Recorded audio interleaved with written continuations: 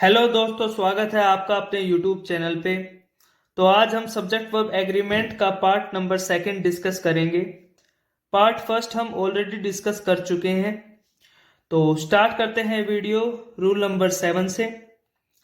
Certain nouns are plural in forms but singular in meaning, hence they are singular verbs. कुछ nouns ऐसे होते हैं जो दिखने में प्लूरल लगते हैं, लेकिन उनका जो मीनिंग होता है वो सिंगुलर होता है। सिंगुलर मीनिंग की वजह से वो हमेशा एक सिंगुलर वर्ब ही कंसीडर करते हैं। तो देखते हैं कुछ सिंगुलर नाउन्स। तो name of the disease, name of the games, countries, peoples. तो name of the disease mums.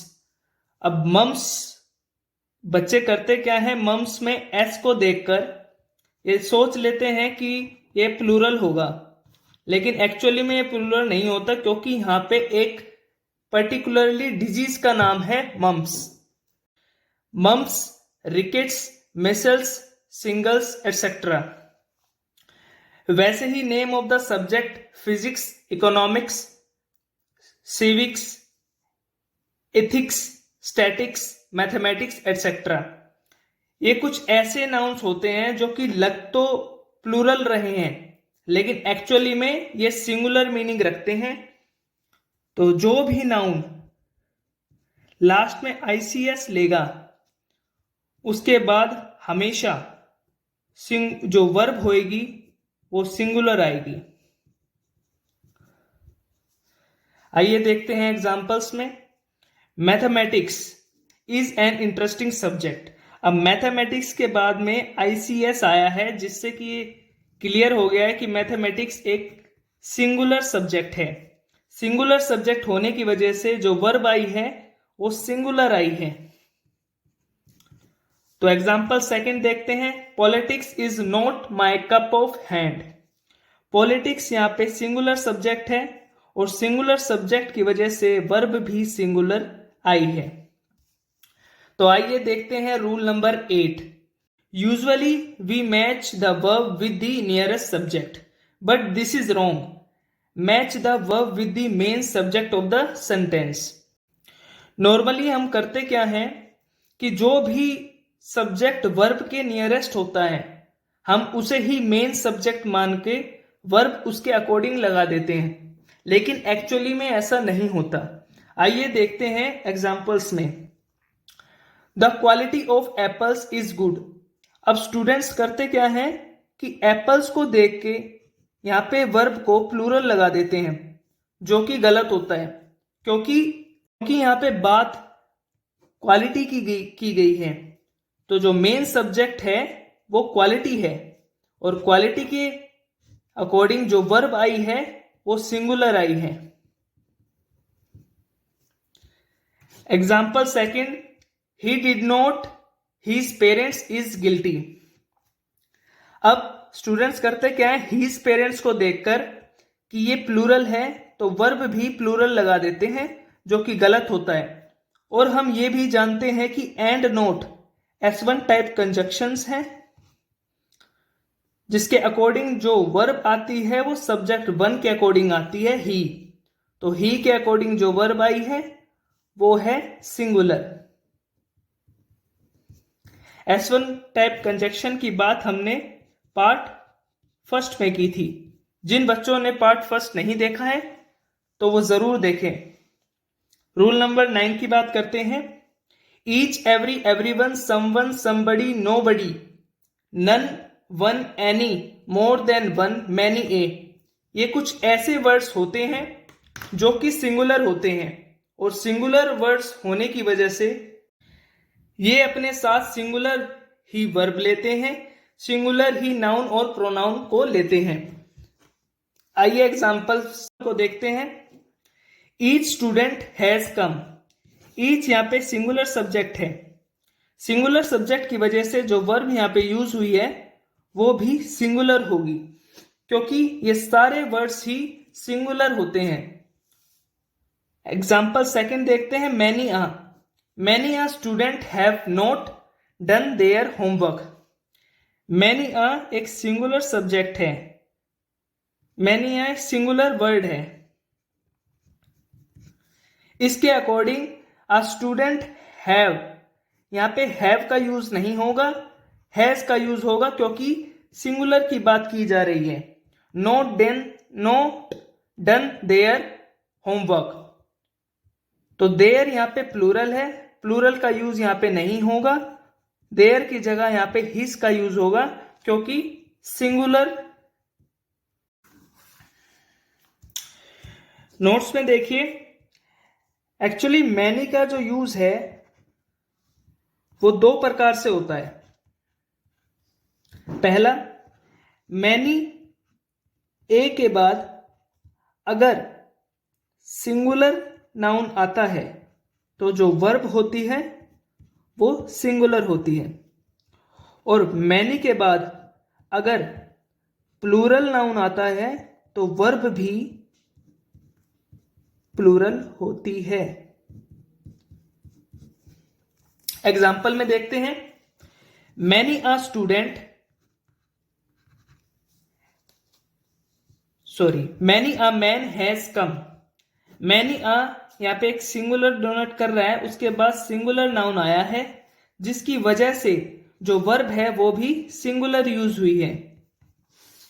Example second देखते हैं, मैनी, मैनी के बाद प्लूरल नाउन आया है जिसकी वजह से जो वर्ब होगी वो भी प्लूरल होगी। हैज यहां पे यूज नहीं होगा, हैव यहां पे करेक्ट यूज होगा। तो रूल नंबर 10 देखते हैं, if each is used after plural noun और plural pronoun, plural verb is used. अगर प्लूरल नाउन और प्लूरल प्रोनाउन के बाद सेंटेंस में ईच का इस्तेमाल होता है तो जो वर्ब यूज होगी वो प्लूरल वर्ब यूज होगी। एग्जाम्पल देखते हैं, वी यहां पे एक प्लूरल प्रोनाउन है जिसके बाद ईच का यूज हुआ है तो जो सेंटेंस में वर्ब आएगी वो प्लूरल वर्ब आएगी। We each have a duty toward our nation.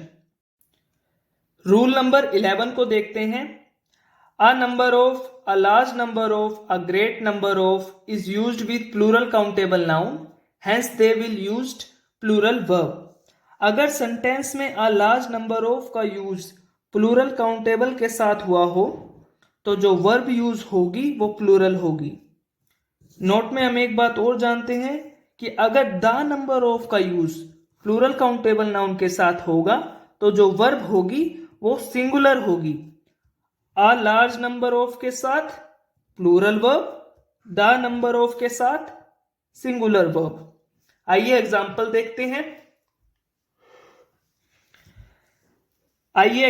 देखते हैं, first example, a number of के बाद plural countable noun, a number of students verb present, तो वर्ब जो होगी वो प्लूरल वर्ब यूज होगी क्योंकि अ नंबर ऑफ के बाद प्लूरल काउंटेबल नाउन यूज हुआ है। Example second, the number of के बाद बॉयज का यूज हुआ है जो कि एक प्लूरल काउंटेबल नाउन है, इसी की वजह से जो वर्ब यूज होगी आर नहीं होगी, इज होगी क्योंकि हमें यहां पे सिंगुलर वर्ब चाहिए।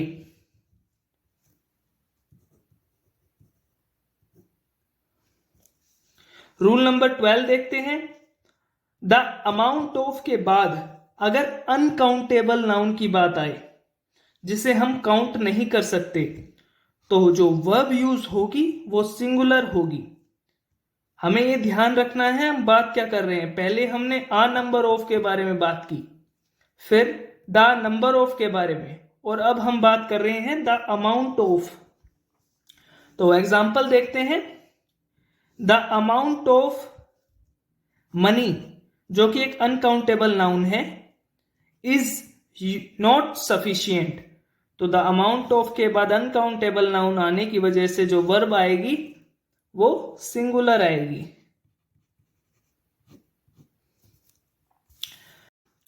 रूल नंबर 13 देखते हैं, ये कुछ ऐसे अनकाउंटेबल नाउन्स हैं जो कि सिंगुलर और प्लूरल वर्ब में एक ही जैसे यूज होते हैं। इनमें हम ना तो कोई आर्टिकल लगा सकते ना एस या ईएस लगाकर हम इसे सिंगुलर या प्लूरल बना सकते हैं। तो ऐसे जो वर्ड्स हैं वो है furniture, advice, work, evidence, equipment, news, information, luggage, baggage, percentage, poetry, knowledge, dirt, etcetera. ये जो अनकाउंटेबल नाउन्स होते हैं ये हमेशा अपने साथ सिंगुलर वर्ब का यूज करते हैं। तो आइए एग्जांपल्स में देखते हैं।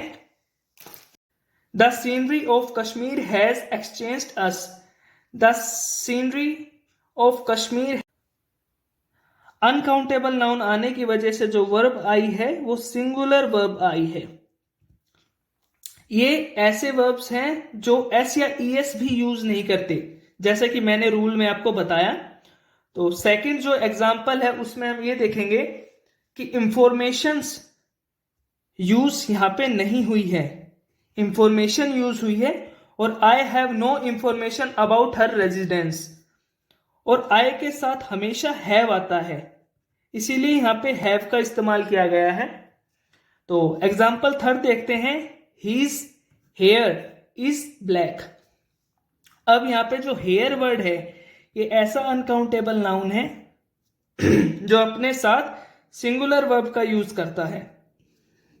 जो मैंने आपको पीछे कुछ अनकाउंटेबल नाउन्स बताई हैं वो आपको लर्न ही करनी पड़ेंगी, क्योंकि एरर्स जो आते हैं वो डायरेक्ट आ जाते हैं। जैसे इंफॉर्मेशन को इंफॉर्मेशंस बना के आपको एरर पूछा जाता है, जिसमें कि आपको इंफॉर्मेशन का सिर्फ इंफॉर्मेशन ही रहने देना है, इंफॉर्मेशन का इंफॉर्मेशंस नहीं बनता।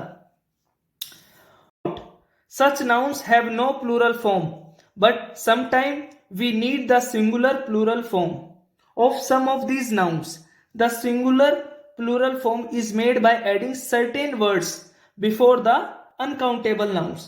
अब इन sentences में, इन uncountable noun में हमने पढ़ा कि हम इनका सिंगुलर और प्लूरल फॉर्म नहीं बना सकते एस या ईएस लगाकर।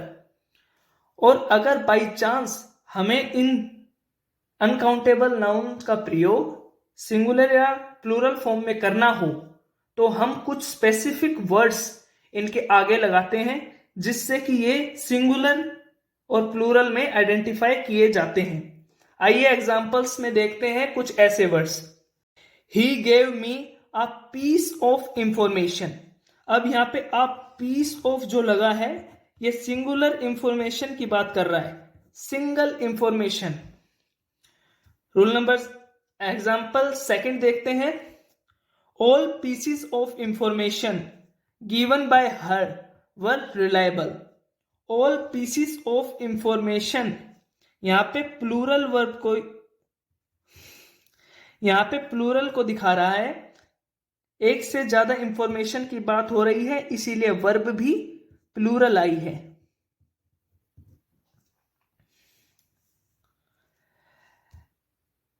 एग्जाम्पल थर्ड देखते हैं। I want a few articles of jewellery.